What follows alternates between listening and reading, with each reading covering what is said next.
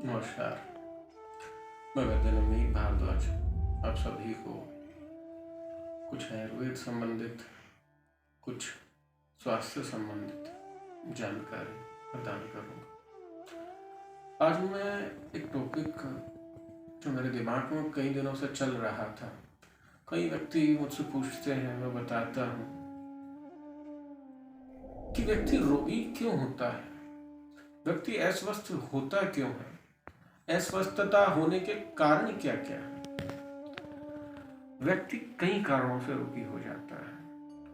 आयुर्वेद मतानुसार दो प्रकार के रोग माने गए हैं, शारीरिक और मानसिक। ये दोनों आपस में संबंध रखते भी हैं, नहीं भी रखते। मानसिक रोगी को शारीरिक रोग हो सकता है। शारीरिक रोगी अगर लंबे समय से दुखी है, परेशान है, तो वो भी मानसिक रोगी का रूप ले सकता है। आज शरीर के रोग और मन के रोग हमारे भोजन से बहुत ही संबंधित रखते हैं। हमारा जो भोजन है का प्रारूप बदल दिया गया है। पहले हमारा भोजन कैसा होता था, बहुत ही सरल सामान्य होता था। आज के समय का भोजन भी बड़ा ही पेचीदा, स्वादिष्ट कह सकते हैं। आज का स्वाद जो है वो अलग हो गया है।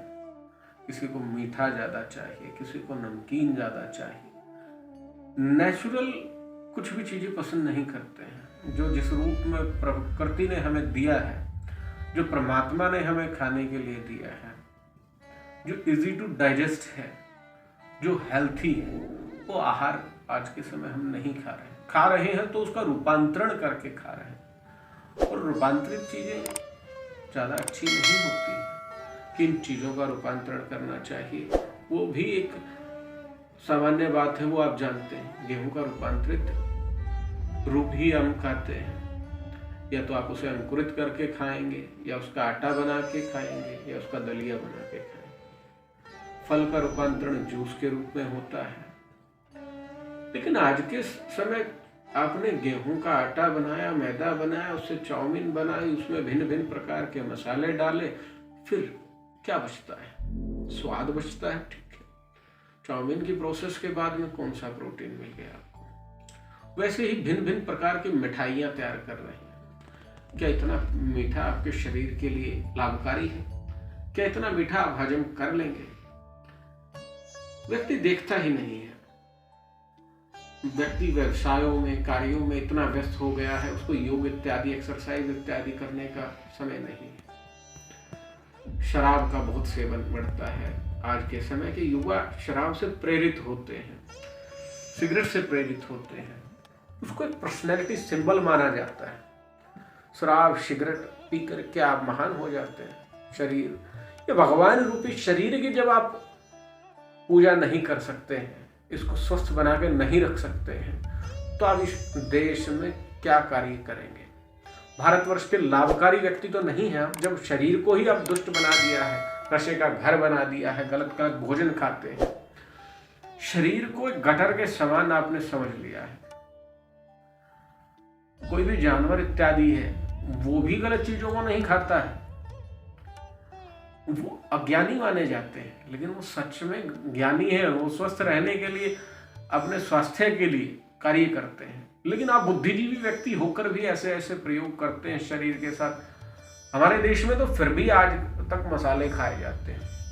हमारे निकटवर्ती देशों में, चीन इत्यादि में मछली, मगरमच्छ, पता नहीं क्या क्या मांस, जिनको हम कामना भी नहीं कर सकते, जिनको हम देखना पसंद नहीं करते, वो उनको खाते हैं। खाने से क्या मिल रहा है? अब आप कोरोना का एग्जांपल ले लें। वैज्ञानिक मानते हैं कि वो चमगादड़ के मांस खाने से हुआ है। जो चमगादड़ के मांस खाने से आपको रोग हो रहा है, तो आप क्यों खा रहे हैं? लाभकारी स्वच्छ भोजन क्यों नहीं करते? फलाहार क्यों नहीं करते? सब्जियां क्यों नहीं खाते हैं? दूसरा रोग का कारण ये भी है कि बात बात पर गोली खाना। सुबह उठने के लिए गोली, गैस के लिए गोली, रोटी खाने को हजम करने के लिए गोली, पेट साफ करने के लिए गोली। अरे गोलियों से आप स्वस्थ नहीं हो रहे हैं। भोजन को नियंत्रित करें और योग करें। तीसरा, बातें सोचते रहेंगे, तनाव।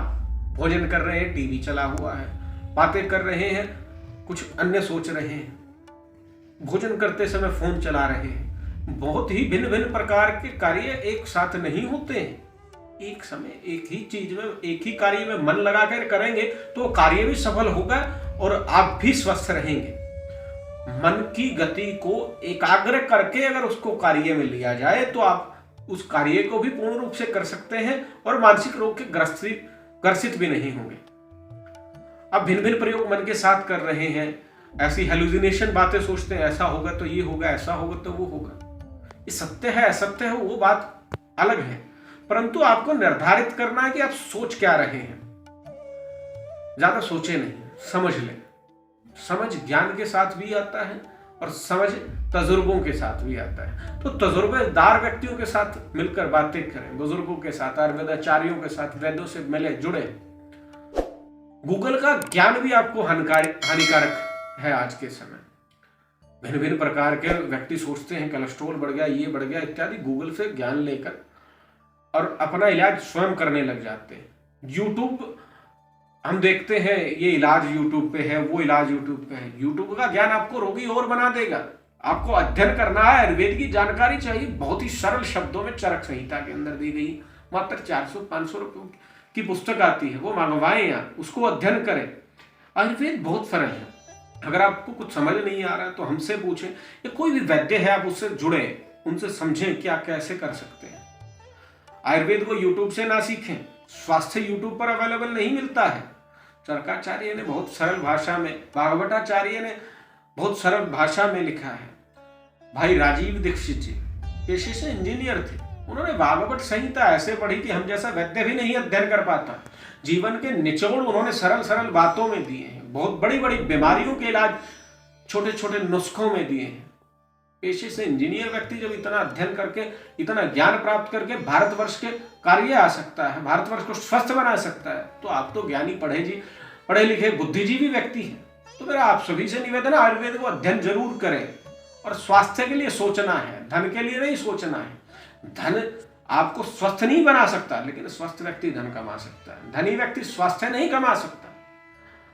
आज के कार्य करने वाले मजदूर वर्ग स्वस्थ हैं। अमीर लोगों को मैंने बड़े बड़े हॉस्पिटलों में जाते आते देखा। आज के मजदूर वर्ग स्वस्थ हैं, बड़े बड़े अमीर लोगों को मैंने हॉस्पिटलों में जाते देखा। ये दो छोटी सी लाइनें हैं। अब इनका सरलतम अगर समझें, इनका तात्पर्य क्या है, तो आपको ज्ञान होगा कि जीवन में स्वस्थ होना ही सबसे मुख्य बात है। घर परिवार, बैंक बैलेंस, फलाना ढिमकाना, तभी कार्य आपके आ सकता है जब आप स्वस्थ रहेंगे। तो मेरी आप सभी से कामना है कि आप आज के दिन यही प्रण लेंगे कि आपको स्वस्थ रहना है, आपको निरोगी रहना है, फलाहार करना है, मांसाहार का त्याग करना है, नशे इत्यादि का त्याग करना है, गुरुजनों की पूजा करनी है, भारतवर्ष की पूजा करनी है। हरि ओम, नमस्कार।